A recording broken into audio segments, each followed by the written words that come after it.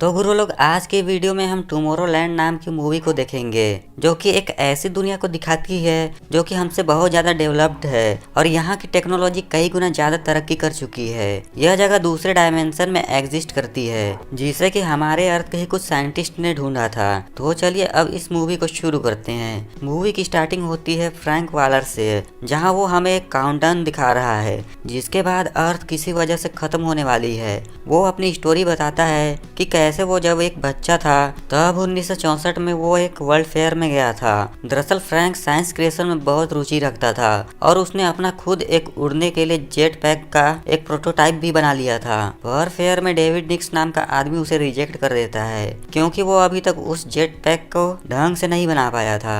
जहाँ फ्रैंक के पास एक लड़की आती है जिसका नाम एथेना था और वो बताती है कि वो बहुत क्रिएटिव है और उसे उसके साथ आना चाहिए। और उसके बाद वो एक ब्लू चिप देती है और उसे कहती है कि उसे अपनी शर्ट में लगाकर उसे एक बोट राइड लेनी चाहिए। अब फ्रैंक को कुछ समझ में नहीं आ रहा था पर फिर भी वो उस चिप को लगाकर बोट राइड लेने लग जाता है, जहाँ उसकी बोट एक जगह आकर रुक जाती है और एक लेजर बीम उस चिप को स्कैन करती है, जिसके बाद उसे एक मशीन में जाने को बोला जाता है। अब जैसे ही फ्रैंक उस मशीन में जाता है तभी वो मशीन उसे दूसरे डायमेंशन में टेलीपोर्ट कर देती है। और जैसे ही फ्रैंक बाहर निकलता है तो वो देखता है कि वो एक ऐसी दुनिया में आ चुका है जो कि करंट अर्थ से कई गुना ज्यादा डेवलप्ड है और अब हर जगह यहाँ इंटेलिजेंट मशीनें काम कर रही है, जिनमें से एक मशीन उसका जेट पैक भी ठीक कर देती है जिसे कि उसने इन्वेंट किया था।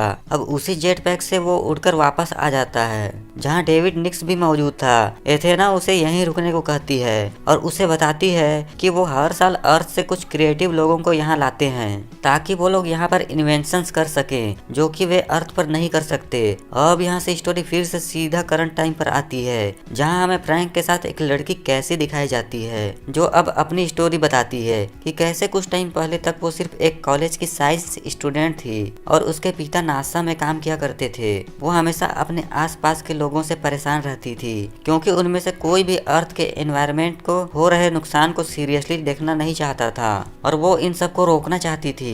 तभी कुछ दिन के बाद उसे एक ब्लू चिप मिलती है, वही चिप जो 40 साल पहले फ्रैंक को मिली थी। अब कैसी जैसे ही उस चिप को हाथ लगाती है तो पाती है कि इससे वो दूसरी जगह टेलीपोर्ट हो गई है जो कि काफी डेवलप्ड है और ये वही जगह है जहाँ 40 साल पहले फ्रैंक गया था। अब कुछ टाइम बाद उस चिप की बैटरी लो हो जाती है और अब चूंकि केसी को उसे चार्ज करना नहीं आता था तो वो नेट पर ये ढूंढती है कि ये चिप कहाँ से बनी है, जहाँ उसे एक एड्रेस मिलता है और वो तुरंत अपने भाई को बोलकर निकल जाती है कि वो जल्दी से वापस आ जाएगी और वो उसके पिता को कुछ ना बताए। अब उसके जाते ही हम देखते हैं कि दूसरे दिन सुबह वहाँ एथीना आती है जहाँ वो केसी के भाई से उसके बारे में पूछती है। अब ये बड़ी ही अजीब बात है कि हमने शुरू में देखा था कि एथेना 1964 में भी ऐसी ही दिखती थी जब उसने फ्रैंक को वो चिप दी थी। तो अब ये सब कैसे हुआ ये हमें थोड़ी ही देर में पता चलेगा। अब यहाँ केसी का भाई एथीना को बताता है केसी उसी चिप के बारे में जानने के लिए एक एड्रेस पर गई है जो कि उसे इंटरनेट पर मिला था।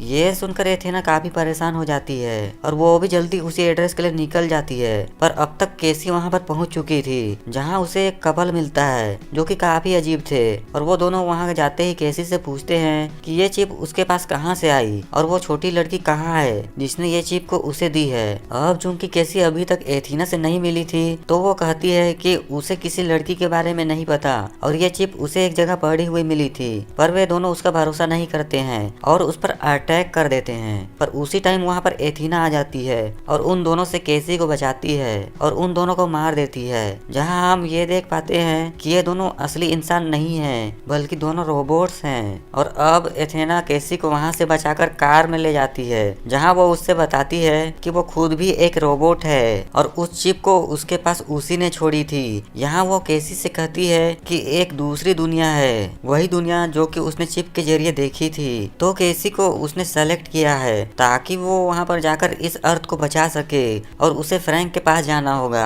और उसके बाद वो उसे एक सुनसान रोड पर छोड़ देती है जहाँ से केसी फ्रैंक के घर पर पहुँचती है, जहाँ वो पाती है कि फ्रैंक उसे अंदर आने नहीं देता है। और जब फ्रैंक को ये पता चलता है कि केसी को एथीना ने वहाँ पर भेजा है तो वो काफी ज्यादा गुस्सा हो जाता है कि उसे ऐसा नहीं करना चाहिए था और वो केसी को वापस घर जाने को बोलता है। पर केसी यहाँ से घर नहीं जाती है और किसी तरह से फ्रैंक को ट्रिक करके उसके घर के अंदर आ जाती है और वहाँ वो देखती है कि एक काउंटडाउन चल रहा है जिसमें 60 दिन बाकी है अभी अर्थ के विनाश को।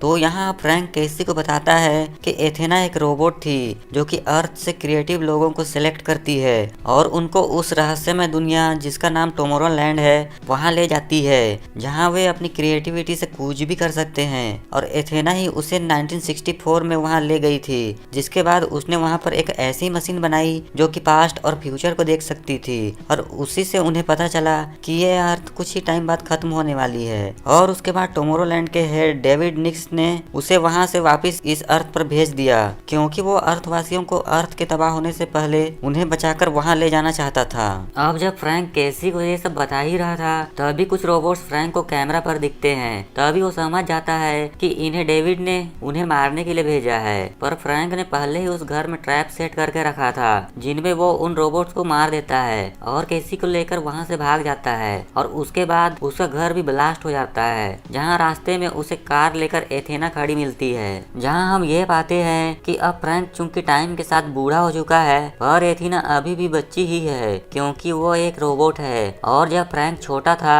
तो उसका अटैचमेंट एथेना के साथ हो गया था, और जब उसे पता चला कि वो एक रोबोट है तो उसे बहुत ज्यादा बुरा लगा और एथेना से उसे नफरत हो गई। जहाँ एथेना फ्रैंक को कहती है कि वो एक रोबोट है पर वो खुद सोच पाने और खुद से डिसीजन ले पाने में सक्षम है, और इसीलिए उसने केसी को चुनी है जो कि उस दुनिया में जाकर अर्थ को बचा पाए। अब यहाँ से फ्रैंक उन दोनों के साथ एक मशीन के द्वारा पेरिस पहुँचता है, जहाँ से वे उस पुराने स्पेसशिप के जरिए जो कि एफिल टावर के नीचे सीक्रेटली छुपाया गया था उससे पहले अर्थ के एटमॉस्फेयर के बाहर निकलते हैं और फिर लाइट की स्पीड से वापस अर्थ की तरफ आते हैं, जिससे कि ग्रेविटी अल्टर हो जाती है और वे तीनों फ्यूचर में एंटर कर जाते हैं। अब यहाँ डेविड निक्स अपने सिक्योरिटी गार्ड्स के साथ आता है, जहाँ फ्रैंक उससे कहता है कि वे अर्थ को बचा सकते हैं और केसी इसमें उनकी मदद करेगी। तो डेविड उन तीनों को फिर से उसी मशीन में ले जाता है जो कि फ्यूचर देख सकती थी। अब यहाँ फ्रैंक वहाँ जाते टाइम केसी को बताता है कि इस मशीन को उसने टाइकोन नाम के पदार्थ से बनाई है, और चूंकि ये पदार्थ लाइट स्पीड से ट्रेवल करता है तो इसके जरिए वे पास्ट और फ्यूचर को देख सकते हैं। अब यहाँ आने के बाद केसी को वे लोग फ्यूचर दिखाते हैं, जहाँ उसे 2 महीने के बाद अर्थ पर होने वाली घटना को दिखाया जाता है कि कैसे लोग बचने के लिए आपस में लड़ रहे हैं और सब कुछ खत्म हो रहा है। अब यहाँ केसी कुछ नोटिस करती है और उनसे कहती है कि ये मशीन कोई डेफिनेट फ्यूचर नहीं दिखाती है, और ये सिर्फ आज के एक्शंस का अंदाजा लगाकर जो आगे होने वाला है उसका सिर्फ एक संभावना हमें बताती है। तो अगर वे किसी तरह से इस मशीन को तबाह कर दें तो वे अर्थ को तबाह होने से रोक सकते हैं। पर डेविड निक्स नहीं चाहता था कि अर्थ बचे,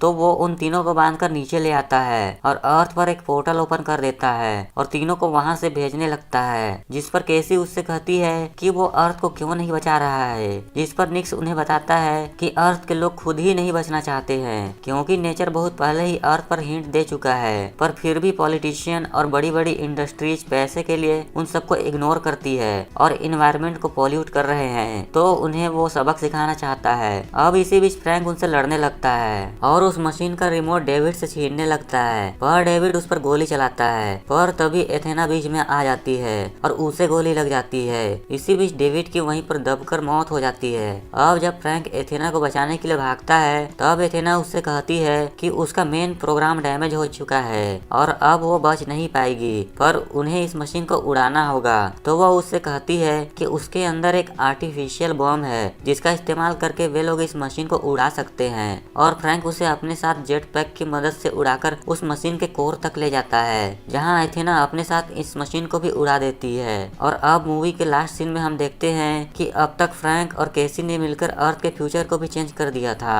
और अब अर्थ बच चुकी थी। इसके अलावा अर्थ के लोगों को टुमारोलैंड के बारे में भी पता चल जाता है और यहीं पर मूवी खत्म हो जाती है। और आज के वीडियो में सिर्फ इतना ही। आशा करता हूँ दोस्तों आपको ये एक्सप्लेनेशन पसंद आया होगा। अगर हाँ तो प्लीज इस वीडियो को लाइक और चैनल को सब्सक्राइब कर दीजिए। मैं मिलता हूँ आपको ऐसे ही एक मजेदार एक्सप्लेनेशन वीडियो पर, तब तक के लिए बाय।